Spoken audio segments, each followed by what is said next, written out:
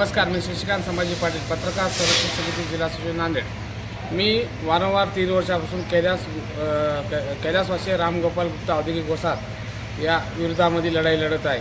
कैलासवासी रामगोपाल औद्योगिक वसाहत येथील 55 एकर 39 गुंठे ही जमीन जिल्हा उद्योग केंद्राने 90 वर्षाच्या भाडेपट्ट्यावर त्यांना फक्त उद्योगासाठी दिलेली असताना वारंवार यांना पत्रव्यवहार करून सुद्धा आणि जिल्हा उद्योग केंद्राने महानगरपालिकेला पत्रव्यवहार करून सुद्धा त्यांनी जिल्हा महानगरपालिकेचे अधिकारी यांना नाही का संबंधितांना पत्रव्यवहार करून त्यांनी नगररचनेतील विभागांना कारवाई करून सुद्धा त्यांनी नाही का बांधकाम परवाना दिलेलं आहे। आणि त्या विरोधामध्ये माझं उपोषण चालू होतं। 7 दिवस मी 12/12/2023 उपोषणाला 7 दिवस बसलो आणि माझी तब्येत खाल्यामुळे उपोषणात उठलो आणि तरी पण कुठलीच कारवाई नाही महानगरपालिकेची। एक साधं पत्र काढायची हिंमत नाही, कारण शिवाजीनगरमधील एक माजी मंत्र्याचा यांच्यावर वरद असल्यामुळे त्यांची कुठलीच परमिशन यांना अधिकारच दिले नाही त्यांना।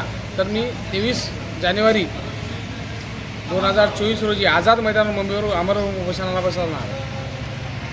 अतिरिक्त आपल्या काही मागण्या दुसऱ्या जिल्हा उद्योग केंद्राची जमीन दिलेली आहे ती फक्त औद्योगिक वसाहतीमध्ये कामगारांना न्याय मिळावा, फक्त काही व्यापाऱ्यासाठी एकट्यासाठी जमीन दिलेली नाही, ती हस्तांतरित केली नाही।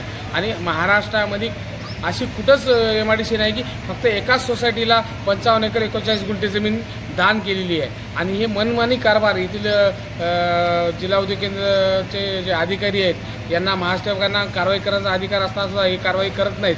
आणि कैलासवासी रामगोपाल गुप्ताचे जे अध्यक्ष आहेत सतीश सामते यांना एक राजकीय पाठबळ असल्यामुळे हे याच्यावर कुठलीच कारवाई होत नाही। साधं महानगरपालिकेचे एक पत्र काढायला सुद्धा याची दहशत भीते।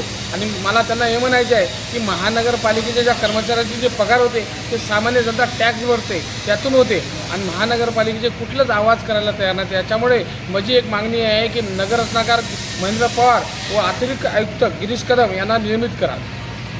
तुम्ही जसं म्हणलात की तुम्ही 7 दिवस उपोषण केलेलं आहे, पण त्याच्यानंतरही कुठली कारवाई झाली नाही का? कुठलीच नाही, साधं पत्र करायची सुद्धा हिंमत झाली नाही।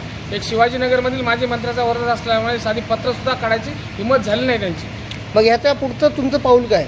आता मी 23 जानेवारीला आझाद मैदान उपोषणाला बसणार आहेत। मी तसं पत्रव्यवहार केलेत, मंत्र्यासोबत वगैरे इन्व्हाइट दिलेले आहेत मंत्र्यासोबत परत। आणि 23 जानेवारीनंतर जरी उपोषण होऊन तिथं कारवाई नसेल मी सोबत वस्तारा घेऊन जाणार आहे आणि नांदेड प्रेसचा निषेध म्हणून तिथं माझं मी आझाद मैदानावर 26 जानेवारीला मुंडन करणार आहे। तरी तेवढं करूनही तुमच्या शासनानं जर मागण्या पूर्ण नाही केल्या तर मी 156 दिनकालीन न्यायालयीन धरणार।